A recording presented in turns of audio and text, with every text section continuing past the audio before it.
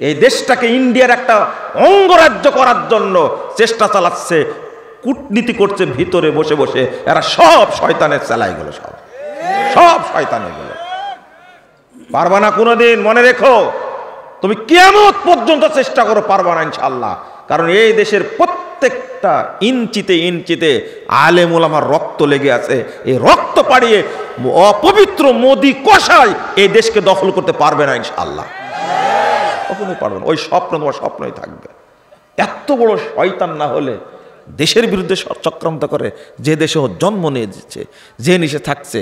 আর নাস্তিক যেখানেই পাবেন, আমি প্রশাসনের লোককে বলি, র্যাবের লোককে বলি, সেনাবাহিনীকে বলি, বিজিবিকে বলি, যে পর্যায়ের লোক আছেন আপনারা, যেখানে নাস্তিক দেখবেন সেখানেই প্রতিরোধ করবেন।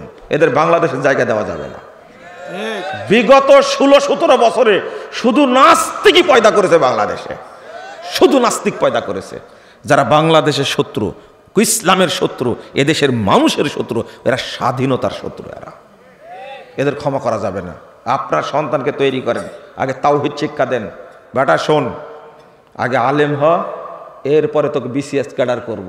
এমন জায়গায় বসবি নাস্তিকের পিন্ডি গরম করে দিবে একবারে। বুঝেন না আমার কথা? কেন ডাক্তার হবে না? অবশ্যই ডাক্তার হবে, হবে না মানে? আরে আল্লামা আব্দুল্লাহ আল কাফি আল কুরাইশি, আপনাকে এই ফতোয়া কে শিখাইছে? ইংরেজি শিখা যাবে না? তিনি যেমন ইংরেজি জানতেন, সারা বাংলাদেশকে শাসন করেছেন। মাওলানা আকরাম খাঁ সারা বাংলাদেশকে শাসন করেছেন। পূর্ব পাকিস্তান, পশ্চিম পাকিস্তান, উভয় পাকিস্তানে শিক্ষা কমিশন গঠন হচ্ছে, তখন হলো মাওলানা আকরাম খাঁকে শিক্ষা কমিশন চেয়ারম্যান করা হয়েছে, নাম হলো মাওলানা। বাংলাদেশ স্বাধীন করেছে মাওলানা ভাসানী। খামাখা এই মাত্র 60-70 বছরে কিছু নাস্তিক তৈরি হওয়ার কারণে ইসলামী শিক্ষার 12টা বাজিয়ে দিয়েছে তারা।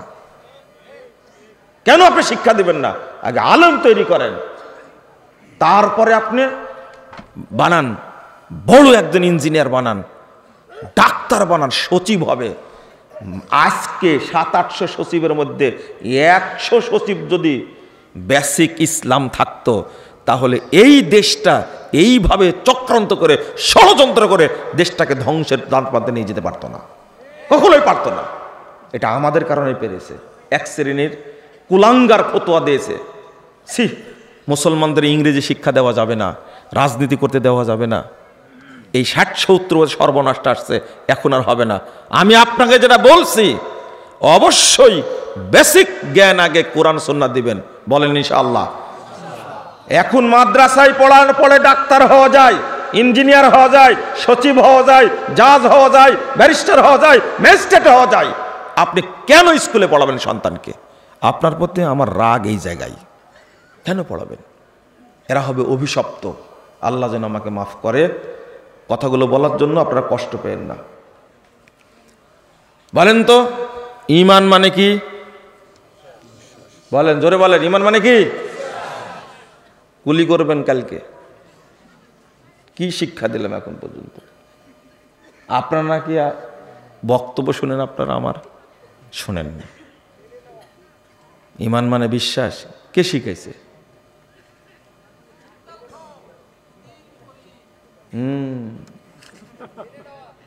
এটাই সাইজ করেছে। মানহাজগত জ্ঞান না থাকার সমস্যাটা হয়েছে। আমরাও মানহাজ বুঝতাম না, বুঝছেন? মালুমুন আন্নাল ঈমান হুয়াল ইকরার। আচ্ছা, কুফর মানে কি? কুফর মানে কি? অস্বীকার করা। তো কুফরের বিপরীতটা কি? ঈমান না?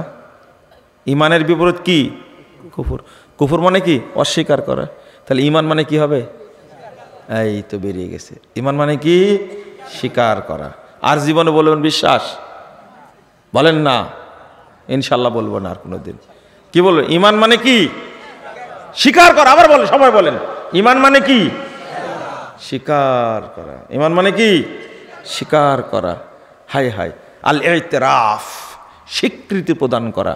বিশ্বাস যারা বলে, এদের আকীদা ভালো না। আশারি আর মাতরুদিদের নিকট ঈমান শুধু বিশ্বাস করলে হয়ে যায়, আমল করাও লাগে না, স্বীকারোক্তি দেওয়াও লাগে না। এর নাম কি ঈমান হতে পারে? না। ঈমান মানে আত-তাসদীক বিল জিনান, অন্তরে বিশ্বাস, আল ইকরার বিল লিসান, মুখে স্বীকৃতি, আল আমালু বিল আরকান, কর্মে বাস্তবায়ন, ইয়াজিদু বিত তাআহ ওয়া ইয়ানকুসু বিল মাসিয়া, সৎ কাজে বেড়ে যায়, অসৎ কাজে কমে যায়। এর নাম কি? ঈমান। আর বাংলাদেশের মানুষ বিশ্বাস করে ঈমান মানে বিশ্বাস, ওরা নাম দিয়েছে, বিশ্বাস করলে ঈমান হয়ে যায়, কাজ করাও লাগে না, স্বীকৃতি দেওয়াও লাগে না। নাউজুবিল্লাহ। আর জীবনে কোনোদিন বলবেন না ঈমান মানে বিশ্বাস, কোনো দিন বলবেন না। ঈমান মানে স্বীকৃতি দেওয়া, স্বীকার করা। ঈমান মানে কি? স্বীকার করা। ছোট্ট একটা প্রশ্ন করব, উত্তর দিলে পারলেন ভালো, না দিলে নাই। বলেন তো, ঈমান আমল না আকীদা? জোরে বলেন, ভয় পাবেন না। ঈমানটা আকীদার অংশ না আমলের অংশ? আবার কুলি করবেন। সহিহ বুখারী পড়ার পরেও হুজুর বলছে ঈমান তো আকীদার অংশ। আমি কি পড়লেন বুখারী, কি পড়ালেন? ইমাম বুখারী রাহিমাহুল্লাহ বাব বেঁধেছেন, বাবু মান ক্বালা ইন্নাল ঈমানা হুয়াল আমল। ঈমানটা আমলের অংশ। কিসের? যার মনে রাখার রাখবেন, যার ভুলে যার ভুলে যাবেন। কিন্তু কথাটা শুনলেন তো, একজনে মনে রাখতে পারবেন না আপনারা? পারবেন না মনে হয়, তাই না? কিছু বলবো, শুনবেন আপনারা ঈমানের উপরে? শুরু করেছি তো, বিরক্ত হয়ে যাবেন আপনারা মনে হয়, তাই না? লা হাওলা ওয়ালা কুওয়াতা ইল্লা বিল্লাহ, আস্তাগফিরুল্লাহ। রাতও গভীর হয়ে গেছে আর আলোচনা ধরেছে, তবে সহজ করে বলবেন ইনশাআল্লাহ। আপনারা তো গভীর রাতে আলোচনা শুনেন, আজকে একটু শুনেন, সময় দেন আমাকে। দিবেন সময়? তাহলে বুঝেছি, একটু ঝালাই করতে হবে। কালকে বলবেন, বলেন তো গায়রিল মাগদুবি আলাইহিম ওয়ালাদ-দাল্লিন কেন? আল্লাহুম্মা আমিন বলেন, বলেন বলেন একটু। কাল থেকে বলবেন তাহলে, তাই না? এত বড় দোয়া পড়ার পরে কি বলেন? আমিন। এখন পড়ার সময় আল্লাহুম্মা মানলেন কেন? কেন? বক্তা বলছে আল্লাহুম্মা আমিন, শুরু হয়ে গেছে। আচ্ছা, কি বললো গো যে আল্লাহুম্মা আমিন বললো? বুঝেন না মনে হয় কথাটা? বুঝেছেন? কি বুঝলেন বলেন তো? সালাম ফিরে নাই বলছে, বক্তা মঞ্চে ওয়াজ করতে বলছে আল্লাহুম্মা আমিন, শুরু করে দিছে। কিন্তু আল্লাহুম্মা আমিন মানে কি? আল্লাহ তুমি কবুল করো। তো কিছু তো বলেইনি, কি কবুল করবে? ছি ছি ছি ছি। অথচ সালাতের মধ্যে যখন ইমাম বলল গায়রিল মাগদুবি আলাইহিম ওয়ালাদ-দাল্লিন আমিন, সবাই চুপচাপ বসেছিল, কেউ আমিন বলেনি। তো সালামের পরই শুরু করেছে কি? ইমাম বলেছে একবার আল্লাহুম্মা আমিন, আর মুক্তাদিরা সবাই কি খুব জোরে জোরে বলতেছে। ইমাম যে কি বলছে তা শোনা যায় না। ইমাম বলছে আল্লাহ 4 মাসের বেতন বাকি, এরা বেতন ঠিক মতো দেয় না, এদের পরিবারে তুমি বরকত দিও না। আর আপনি কি বলছেন? আমিন। দারুণ দোয়া। এখন এক ইমাম আমাকে বলছে, বিভিন্ন জায়গায় দেখা হয় এদের সাথে, আচ্ছা আপনি কিভাবে জানলেন যে ইমাম হাত তুলে বলে যে 4 মাসের বেতন বাকি আছে? আমি বললাম যে কেন?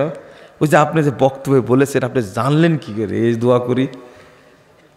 আসলে করেন? করি মানে কি? বেতন দেয় না তো কি করবো? ইমাম সাহেব নিজে বলছে এটা। নাউযুবিল্লাহ, আস্তাগফিরুল্লাহ। আমি এমনি বলি যে বেতন বাকি 4 মাসের বেতন বাকি, বাচ্চা কাচ্চা খুব কষ্টে আছে, মুসল্লিরা বেতন দেয় না, এই ওয়াজ করতেছে। আর আপনারা কি বলছেন? আল্লাহুম্মা আমিন, আল্লাহুম্মা আমিন। কোথায় আমিন বলতে হয় সেটাও জানে না। মুসিবতের শেষ নাই।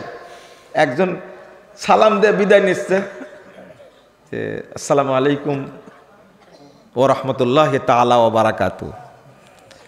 কি বললেন? কি বললেন? যে তাআলা ওয়া বারাকাতুহু। তাআলা বললেন কেন? বলছে একটু স্মার্ট লাগে। কত বেকুবের বাকি, চিন্তা করেন। আল্লাহ বলেছেন, রাসূল বলেছেন, সাহাবীরা তাবেঈ বলেছেন, এটা ওতে সন্তুষ্ট না। কি বলবে? তাআলা ওয়া বারাকাতুহু। এর কোনো দলিল আছে বলেন তো দেখি? হ্যাঁ, চিঠি লিখে বলছে মাস সালাম। কি বলছে? মাস সালাম। আমি বললাম না, মাস সালাম লেখা হলো বিদআত, লিখতে হবে ওয়াস সালাম। কি বলতে হবে? আপনারাও লেখেন না মা আসসালাম? এই লেখেন তো আপনারা মা আসসালাম, লিখবেন না? কি লিখবেন? ওয়াসসালাম। এটা হলো সুন্নাহ, ওয়াসসালাম। তো ইমাম সাহেব বলছে যে সবই যে ভুল করি, আমাদের ভুল সব করেন, খুঁজেন আপনি ভুল করেন কেন? একটু আমি বললে সবাই আমাকে দোষারোপ করে। ওই যে যেমন আজকে বললাম, দেখেন কালকে ইউটিউবের একবারে ভাইরাল করে দেবে একবারে। তার ইমান মানে কি হলো? স্বীকার করা। ইমান আমল না আকীদা? আমল। মাশাআল্লাহ, আলহামদুলিল্লাহ। ইমান আছে, ইমান আছে বলে ইনশাআল্লাহ। ইমান আছে। হজ করেছেন? ইনশাআল্লাহ করেছি। ইনশাআল্লাহ কখন বসাতে হয় এটাও জানেন না আপনারা। সি সি সি সি, চিন্তা করছেন আপনি? ইমান আছে বলেন তো? ওযু আছে? আচ্ছা, কার কার ওযু আছে হাত তোলেন তো দেখি। 1 সেকেন্ড দেরি হয়নি। আমি বললাম যে ইমান আছে, তো অনেক পরে বলছে ইনশাআল্লাহ। আছে বলছে, এটা বলছে না, বলছে ইনশাআল্লাহ। ওযু আছে, তোর হাত তুলেছে। আচ্ছা, আপনাদের কাছে ওযু বেশি জরুরি না ইমান বেশি জরুরি? আমার পক্ষে একজনও নাই। ইমান বেশি জরুরি না ওযু বেশি জরুরি? ওযু। এই তো আমার পক্ষে আছে একজন। টাঙ্গাইলে এক ভাই তো লেগে গেলেন আমার সাথে কঠিন ভাবে, বলছে না ওযুই জরুরি। ওযু জরুরি কি করে? ওযু না নামাজ হয় না, ওনার দলিল। আমি বললাম আচ্ছা শুনেন, কোন লোক মারা গেছে, ওযু নাই, তাহলে লোকটা জান্নাতে নামে যাবে না? তখন বলছে যে ওযু নাই যেহেতু জান্নাতে যাবে না। ইমান মানে লোকটা মরে গেছে, ঘুমায়ছিল, কিন্তু কি নাই? ইমান নাই। মরে গেছে, কি নাই? ইমান নাই। বলেন তো লোকটা জান্নাতে যাবে কিনা? যাবে। কিন্তু অপবিত্র অবস্থায় মারা গেছে, ইমান ছিল, জান্নাতে যাবে না? যাবে। তাহলে ওযু জরুরি না ইমান জরুরি? হ্যাঁ, ইমান জরুরি। তাহলে ইমান নাই বোঝা গেল, তাই না? যদি ইমানই জরুরি হতো তাহলে আপনাকে হাত তুলতেন যে ইমান আছে, কিন্তু আপনি নিজেই সন্দেহান ইমান আছে কিনা, তাই না? আচ্ছা, এবার বলেন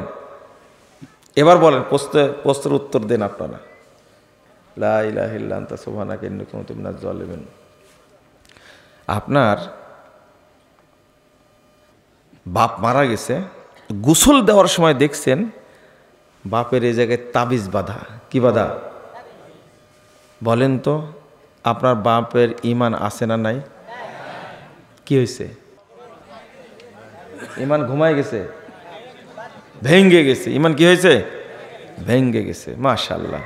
উত্তরটা কি ঠিক হলো? ওর মধ্যে কি ইমান ছিল কোনোদিন? তো ভাঙলো কি করে? আচ্ছা, যে ব্যক্তি কোনোদিন ওযু করেনি তার ওযু ভাঙেছে?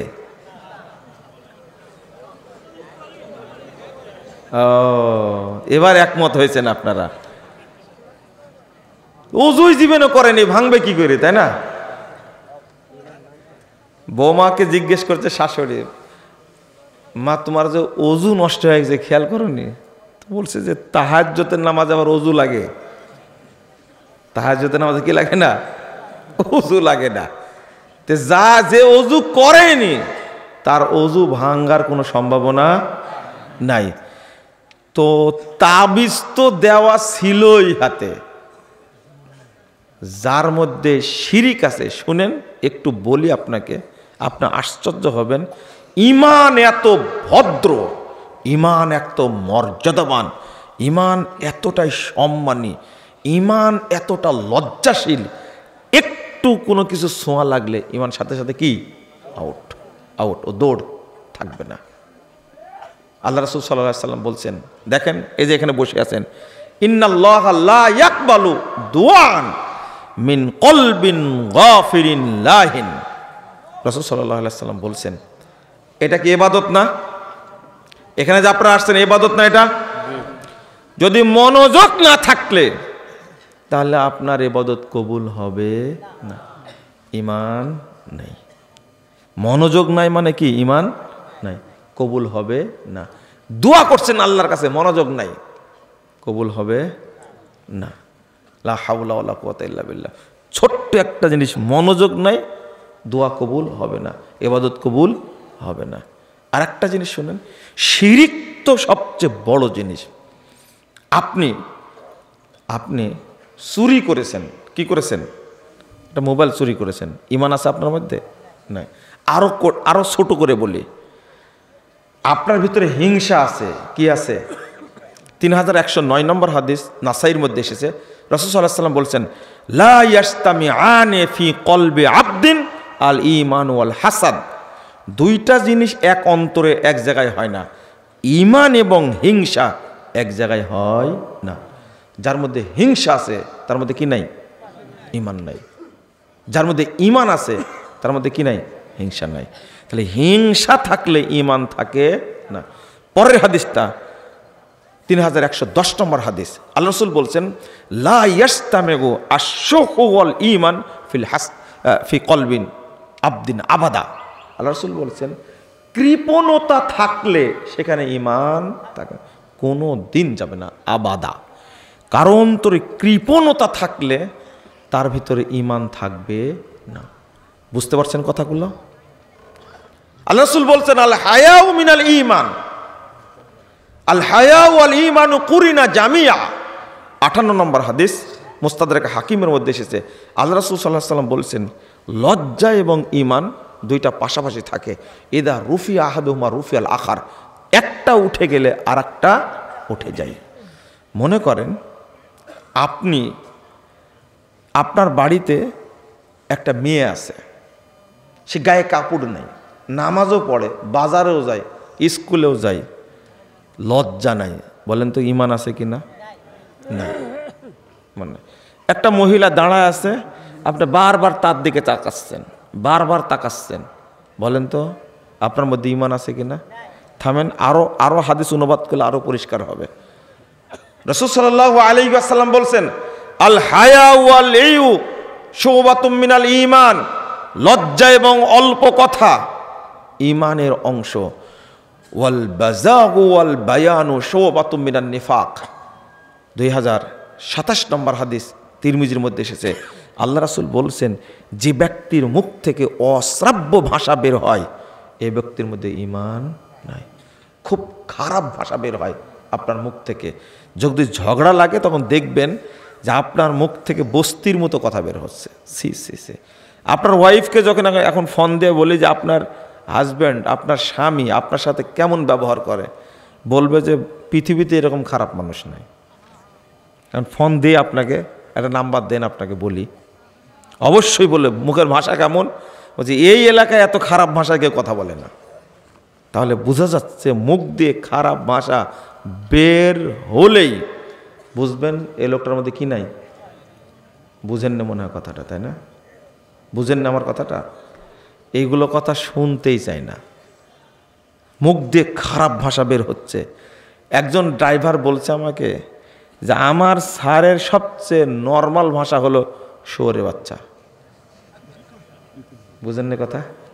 এই যে আমি এইভাবে বললাম, তা আমারই মনে হচ্ছে আমার ঈমান নাই। আমি উচ্চারণ করতে পারলাম কথাটা, কিন্তু আপনাকে না বুঝালে কেমনে হবে? আপনার ওয়াইফের মুখ কত খারাপ আপনি ভালো বলতে পারবেন যদি আপনার সাথে একাকি বসে বলবেন, আমার ওয়াইফের মুখ দিয়ে যা বের হয় সে আগুনই বের হয়, মানে গালি দিচ্ছে যে শয়তানি গালি দিচ্ছে, এরকম মনে হয়। ওর ভিতরে কি নাই? ঈমান নাই। নাউজুবিল্লাহ। এটা কিন্তু আপনাকে বাংলাদেশ সংসদে পাশ করার দরকার নাই, সার্টিফিকেট দরকার নাই, আপনি নিজে বুঝলেই হবে আমি মুনাফেক। বুঝেননি? আপনি নিজেই বুঝবেন যে আমি মুনাফেক একটা, কারণ আমার মুখ দিয়ে খারাপ ভাষা বের হয়। তারপরে ওয়াল বাজা ওয়াল বায়ান শুবাতুম মিনান নিফাক, বকবক করেন সারাদিন, চুপ থাকবেন, বকবক করে, এই লোকটা মুনাফেক। এই লোকটা কি? যার মুখ দিয়ে খারাপ ভাষা উচ্চারিত হয় সে মুমিন না, সে কি? মুনাফেক। যে ব্যক্তি সব সময় বকবক করে, বেশি কথা বলে, এ লোকটা মুমিন না, লোকটা কি মুনাফিক। আল্লাহর নবী বলছেন ও মুনাফিক। আপনাকে কেউ নাও বললেও আপনি মুনাফিক। বরং বেশি কথা বলে বলছে, ভাই কথা একটু আমি বেশি বলি, কিছু মনে করেন না। এতই গর্ব করছে কথা বেশি বলে, তাই ও যে মুনাফিক সে নিজেও জানে না। গর্বের সাথে বলছে, ভাই কিছু মনে করেন আমি একটু কথা বেশি বলি। এরকম লোক পাওয়া যায় না সমাজে, বেশি আছে। আর সরকারি চাকরিজীবীদের রিটায়ার্ড পারসন যদি হয়, আর আপনার সাথে যদি বিমানে পড়ে যায় যে আপনি সৈয়দপুর থেকে ঢাকায় যাচ্ছেন, পড়ে গেছে এই ভদ্রলোক, 1 ঘন্টার রাস্তা আপনার মনে হবে 6 মাস যাবৎ যাচ্ছে। ওর কথা বক বক করতেই থাকবে। গত কয়েকদিন আগে চিটাগং থেকে আসছিলাম ট্রেনে, একটা লোক পড়ে গেল রাত্রিতে ট্রেন, বুঝতে পারলেন, 11টা না 11:30 ট্রেন। এই লোকটা বক বক করতেই থাকলো। আমার সেদিন মনে হচ্ছে 6 মাস টাইম লাগলো চিটাগং থেকে ঢাকায় আসতে। মানে আল্লাহ নবী কেন বললেন মুনাফিক? যে অল্প কথা বলে সে মুমিন। আল্লাহ রাসূল সাল্লাল্লাহু আলাইহি ওয়াসাল্লাম বলছে যে অল্প কথা বলছে সে কি মুমিন। খবরদার, বয়স বেশি হলেই যে বলবেন বয়স বেশি হয়ে গেছে কথা বেশি বলে, কেন বলবেন বেশি? আপনি মুনাফিক কেন আপনার ভিতরে? ছি ছি ছি ছি, নাউজুবিল্লাহ। আল্লাহ রাসূল সাল্লাল্লাহু আলাইহি ওয়াসাল্লাম বলছেন 2625 নম্বর হাদিস তিরমিজির মধ্যে এসেছে, ইজা জানাল আবদ, বান্দা যখন জেনা করতে লাগে, খরাজা আনহুল ঈমান, ঈমান তার থেকে বেরিয়ে যায়, ফাকানা ফাওকা রাসি কাদুল্লাহ, ও তখন ঈমান তখন মাথার উপরে ছায়ার মতো থাকে, ঈমান পালায় যায়। জেনা করতে লাগলে ঈমান থাকে না। ফেসবুকে মোবাইল দেখে ল্যাংটা মহিলা দেখছেন, বলেন তো ঈমান আছে কিনা? 2657 নম্বর হাদিস সহিহ মুসলিমের মধ্যে এসেছে, আল্লাহ রাসূল বলছেন, আল আইনানি জিনাহুমা নাজরু, 2 চোখের জেনা হলো দেখা, ওয়াল উজনানি জিনাহুল ইস্তেমা, 2 চোখের জেনা হলো শোনা। আপনি মোবাইলে ইয়ারফোন লাগায়ে কানে লাগায়ে লালনের গান শুনছেন, রবি ঠাকুরের গান শুনছেন, হিন্দি গান শুনছেন, আপনি একটা বেঈমান, আপনার লজ্জাও নাই, শরমও নাই, বেহায়া আপনি। একজন ইবাদত গুজার মানুষ, মুসলিম পরহেজগার মানুষ কখনো ফেসবুক চালাতে পারে না। এখানে যারা আছে সবার ফেসবুক আইডি আছে, সবার আছে? নাই? আলহামদুলিল্লাহ। খবরদার, ফেসবুক আইডি খুলবেন না, বেঁচে থাকবেন তার থেকে। আপনার তো দরকারই নাই তাতে। মাশাআল্লাহ। হ্যাঁ, সবাই টাচ মোবাইল ব্যবহার করবেন না, বাটন, তাই না? যদি এটা ব্যবহার করতে পারেন তাহলে আপনি নিরাপদ থাকবেন। এত জঘন্য জিনিস, খারাপ জিনিস ফেসবুক, আপনি খুললেই উলঙ্গ মহিলা চলে আসবে। খোলা মাত্রই দেখবেন ল্যাংটা মহিলা। আল্লাহ রাসূল বলছেন চোখ দিয়েও জিনা করে, ছি ছি ছি ছি, কান দিয়েও জিনা করে, ছি ছি ছি ছি। 14 ফেব্রুয়ারিতে যা করবেন সামনে আসতেছে, 31st নাইট সামনে আসছে, 16 ডিসেম্বর গেছে, বাংলাদেশে এমন অবস্থা সৃষ্টি করেছে, নাউজুবিল্লাহ, আস্তাগফিরুল্লাহ, গান বাজনাতে ভর্তি। আপনি এই যে পার্টি করার জন্য বেহায়া মহিলাকে ভাড়া করে নিয়ে আসলেন, সবাই মঞ্চে সামনে গান গাচ্ছে, ল্যাংটা হয়ে উলঙ্গ হয়ে, এগুলো সব বেঈমান। কি হাদিস দিয়ে বলছে, অলুজুনানে জেনা হুমাল ইস্তেমা, 2 চোখের জেনা হলো, 2 কানের জেনা হলো কান দিয়ে শোনা, ওয়াল লিসান জেনাহুল কালাম, মুখের জেনা হলো কথা বলা, ওয়াল ইয়াদ জিনাহাল বাতশ, হাতের জেনা হলো হাত দিয়ে ধরা, ওয়ার রিজল জিনাহাল খতা, পায়ের জেনা হলো পা দিয়ে হেঁটে যাওয়া। একটা মহিলার আপনি হাত ধরছেন, আপনি বলেন তো আপনি মুমিন না মুনাফিক? মুনাফিক আপনি। আমি আরেকটা হাদিস অনুবাদ করি, আপনাকে বুঝাই আপনি কি পরিমাণ মুনাফিক, কত টাটকা মুনাফিক আপনি, আপনার কাছে প্রমাণ হবে। আমি আপনাকে বলে দিচ্ছি, নাউজুবিল্লাহ, আস্তাগফিরুল্লাহ, আস্তাগফিরুল্লাহ, আস্তাগফিরুল্লাহ। একটা যুবক ছেলে, ছাত্র, আজিজুল হক কলেজের ছাত্র, ওই ছাত্রীর সাথে, ওর সহপাঠীর সাথে কি করে? কথা বলে মোবাইলে। বলেন তো মুমিন না মুনাফিক? সে মুনাফিক। সে আমানতের খেয়ানত করছে, নাউজুবিল্লাহ, আস্তাগফিরুল্লাহ। ওই ছেলেকে ওই মেয়েকেই বিয়ে করতে হবে, এই মেয়ে ওই ছেলেকেই বিয়ে করবে। শোনেন, একটা ছেলে প্রশ্ন করছে আমাকে যে একটা মেয়ে তো অনেক ছেলের সাথে কথা বলে, তো কাকে বিয়ে করবে ও?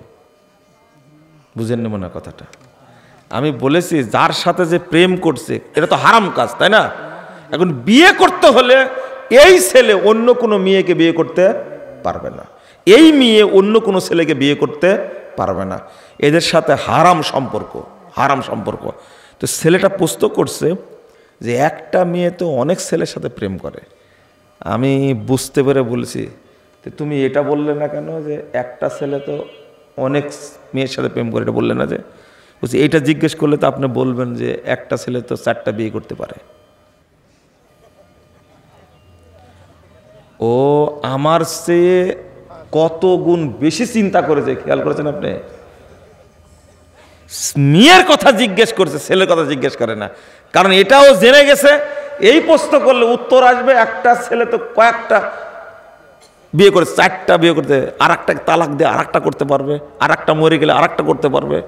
এইভাবে একটা পুরুষের 10-12টাও হতে পারে, হতে পারে না? হতে পারে। একসঙ্গে 4টা রাখতে পারবে, 5টা পারবে না। বুঝেননি মনে হয়, তাই না?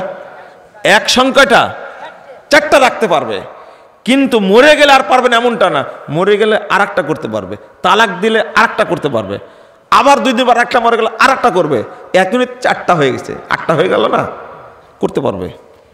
তোর বুদ্ধিগত প্রশ্ন করেছে কার সম্পর্কে? যে একটা মেয়ে তো অনেকগুলো ছেলের সাথে কথা বলে। চিন্তা করেন, ওর এই বুদ্ধিটাও আছে যে এই কথাটা বললেই আমি বলে ফেলবো। তো এখন বলেন তো দেখি, একটা মেয়ে নাকি কয়েকটা ছেলের সাথে কথা বলে, প্রেম করে, সে কয়জনকে বিয়ে করবে? উত্তর দেন এবার। উত্তর আছে? এর উত্তর আছে? আগে ওকে চিন্তা করতে হলটা হারাম, ও মুনাফেক, ও বেঈমান, এই চিন্তাটা সে করেনি, প্রশ্ন করে বসে আছে আগেই। তওবা তওবা তওবা, নাউজুবিল্লাহ, আস্তাগফিরুল্লাহ। আল্লাহ যেন আমাদের হেফাজত করে, বলেন আমিন। রাসূল সাল্লাল্লাহু আলাইহি ওয়াসাল্লাম বলছেন, আম্মাল মুমিন ইয়ারা যুনুবাহু কাআন্নাহু ইয়ারা যুনুবাহু। আল্লাহ রাসূল সাল্লাল্লাহু আলাইহি ওয়াসাল্লাম, আম্মাল মুমিন ইয়ারা যুনুবাহু লা হাওলা ওয়ালা কুওয়াতা ইল্লা বিল্লাহ। জি, ইন্নাল মুমিন আম্মাল মুমিন ইয়ারা যুনুবাহু কান্নাহু কয়দুন তাহতা জাবালিন ইয়াখাফু আইয়াকা আলাইহি।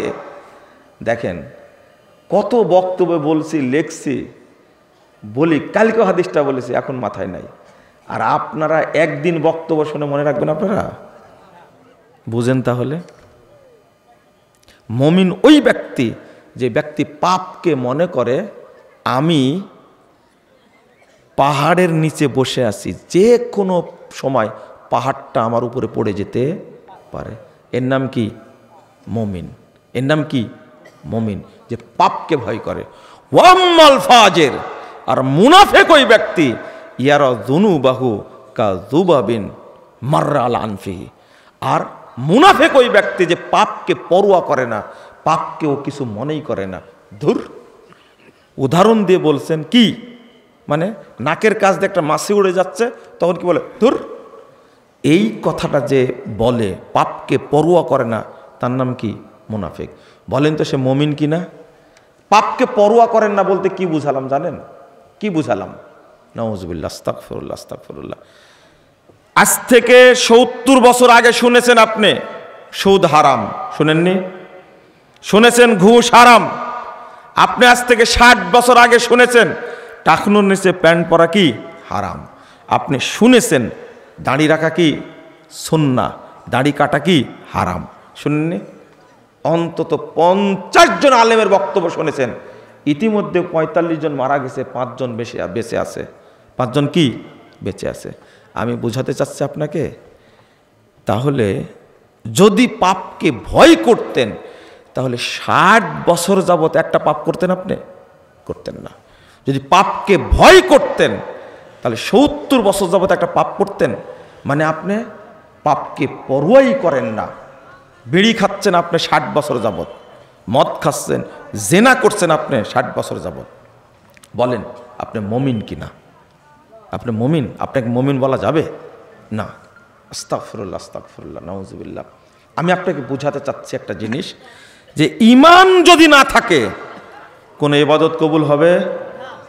অথচ ওই লোকটি এখনো সালাত পড়ে, ওই লোকটি তাহাজ্জুদ পড়ে, ওই লোকটি সিয়াম পালন করে, কিন্তু কি নাই? কি নাই? ঈমান নাই। আল্লাহ রাসূল বলছেন, ইয়াতি আলান নাসে জামান, মানুষের সামনে একটা যুগ আসবে, একটা সময় আসবে, ইয়াস্তামিউনা ওয়া ইয়াসাল্লুনা ফিল মাসাজিদ, লোকেরা দলে দলে মসজিদে প্রবেশ করবে, সালাত আদায় করবে। লোকেরা দলে দলে মসজিদে যাবে, সালাত আদায় করবে। সব মসজিদ মুসল্লি দ্বারা পূর্ণ থাকবে। ওয়ালাইসা ফীহিম মুমিন, কিন্তু কোন মসজিদে একজন ইমানদার খুঁজে পাওয়া যাবে না। মুসল্লি আছে কিন্তু কি নাই? ঈমান নাই। এরা হয় মুনাফিক, নয়তো মুশরিক, নয়তো কাফের। আমি মুশরিক বললাম কেন, কাফের বললাম কেন? আমি মুশরিক বললাম কেন, কাফের বললাম কেন? এদেশের অধিকাংশ মানুষ মাজার পূজার সাথে জড়িত। কোন পূজা? মাজার পূজার সাথে জড়িত অধিকাংশ মানুষ। বলেন তো তারা মুশরিকরা মুমিন? মুশরিক। মাজার যারা পূজা করে তারা কখনো মুমিন থাকে না, কি হয়ে যায়? কাফের হয়ে যায়। তারা মুশরিক হয়ে যায়, কিন্তু তারা নামাজ পড়ে, হজও করে, উমরাও করে, দাবি করে কি মুমিন। আল্লাহ এই জন্যই বলছেন, ওমা ইউমিনু আকসারুহুম বিল্লাহ ইল্লা ওয়া হুম মুশরিকুন। আল্লাহর প্রতি ঈমান আনা সত্ত্বেও তারা মুশরিক। আমি বলছি না, আল্লাহ বলছেন। তো আপনারা একটু ভেবে নেন, নামাজ পড়লে একজন ব্যক্তি কি হয় না? মুমিন প্রমাণ হয় না। নামাজ পড়লে একজন ব্যক্তি প্রমাণ হয় না যে মুমিন। হজ করলেই মনে হয় না সে মুমিন। আপনি মনে করবেন যে সিয়াম রাখলে নিজেকে মুমিন মনে হবে? না, মুমিন মনে হবে না। কারণ সিয়ামটা মুমিন হওয়ার মানদণ্ড না। মুমিন হওয়ার মানদণ্ড হলো ঈমানকে শক্ত করে ধরে থাকা। আমি বলতে চেয়েছিলাম 7টা জিনিস বলাটা ভালো হতো, কিন্তু মনে হয় এখন বললে ব্রেনে ধরে রাখতে পারবে না। আমি কয়েকটা কথা বলবো। ঈমান নিয়ে আসার বুদ্ধি কি, আর ঈমান বাড়ানোর বুদ্ধি কি। মনে করেন ঈমান নাই, কি ঈমান বোঝা গেল ঈমান নাই, এখন কি করবেন? বলেন কি করবেন? আশহাদু আল্লা ইলাহা ইল্লাল্লাহ ওয়া আশহাদু আন্না মুহাম্মাদান আবদুহু ওয়া রাসূলুহু। ঈমান আসলো, ধরে রাখবেন কি করে? ঈমানকে ধরে রাখবেন কি করে? প্রতি ওযুর সময় একটা দোয়া পড়েন আপনারা? বলেন তো কি দোয়া, জোরে বলেন।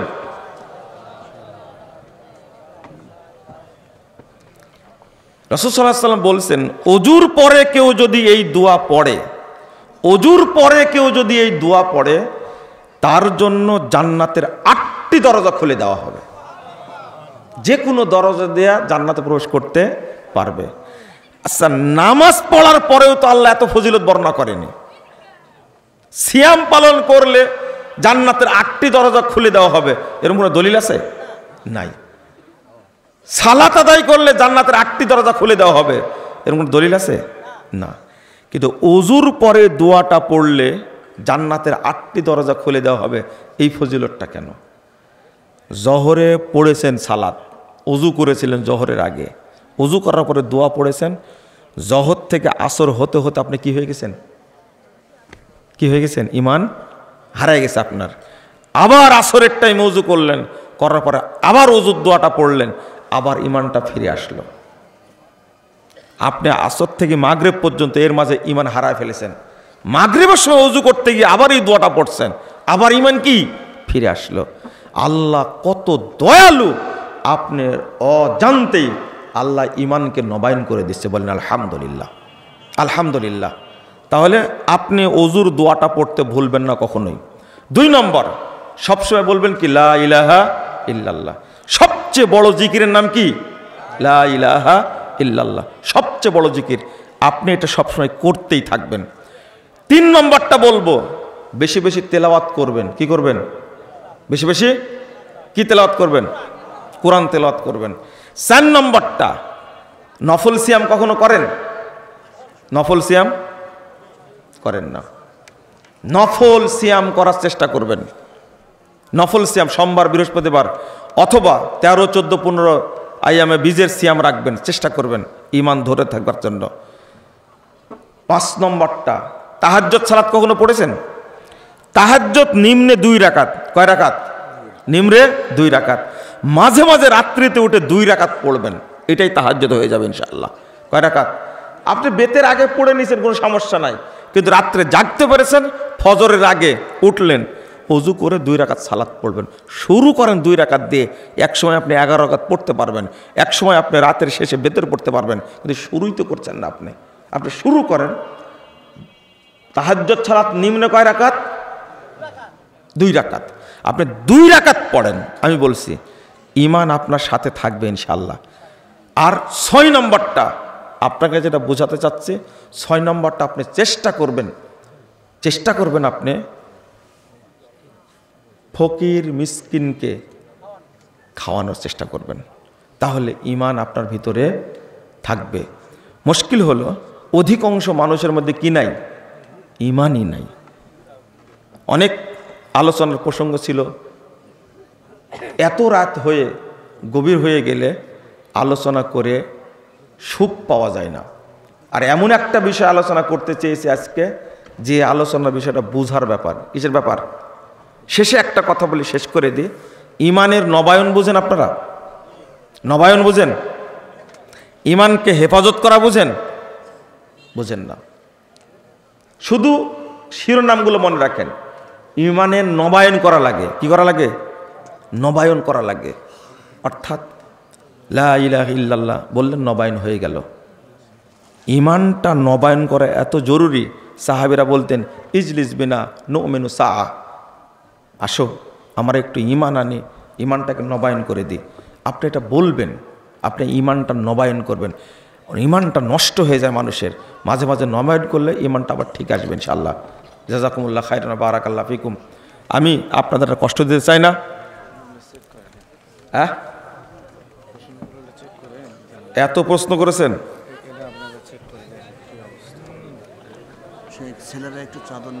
ও আচ্ছা আচ্ছা, চাদর নিয়ে যাওয়ার কথা বলেছিলেন, ভুলে গেছি।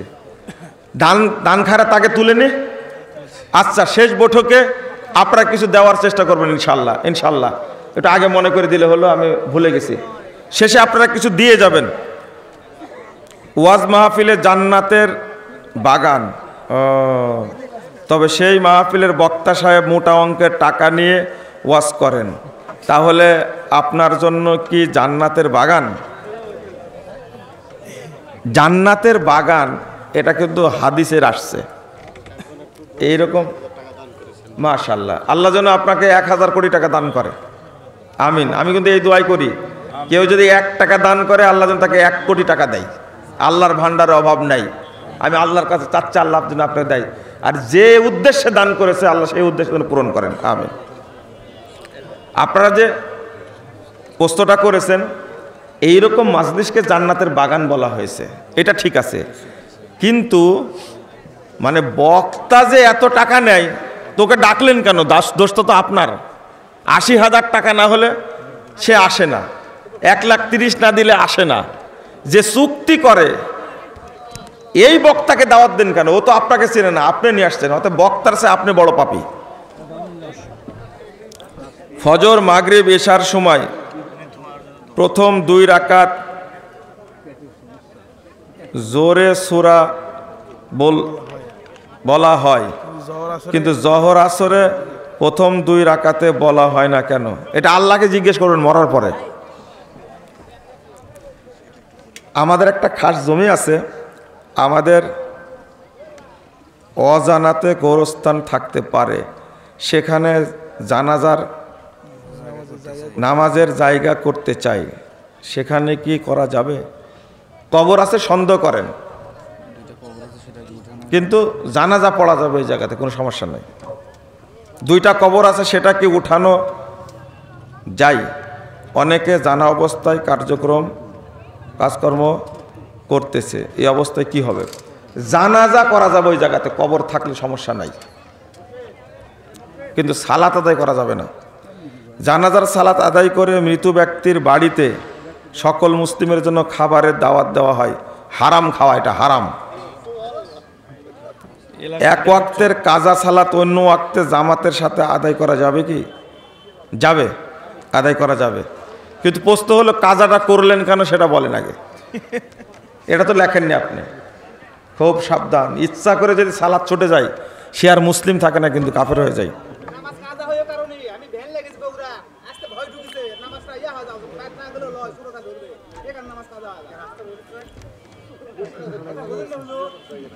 বুঝছি, রাস্তায় রাস্তায় কোনো মসজিদ নাই। ও চোরে চুরি করে নিয়ে যাবে, তাই না? আচ্ছা আচ্ছা, বাড়িতে এসে পড়বেন।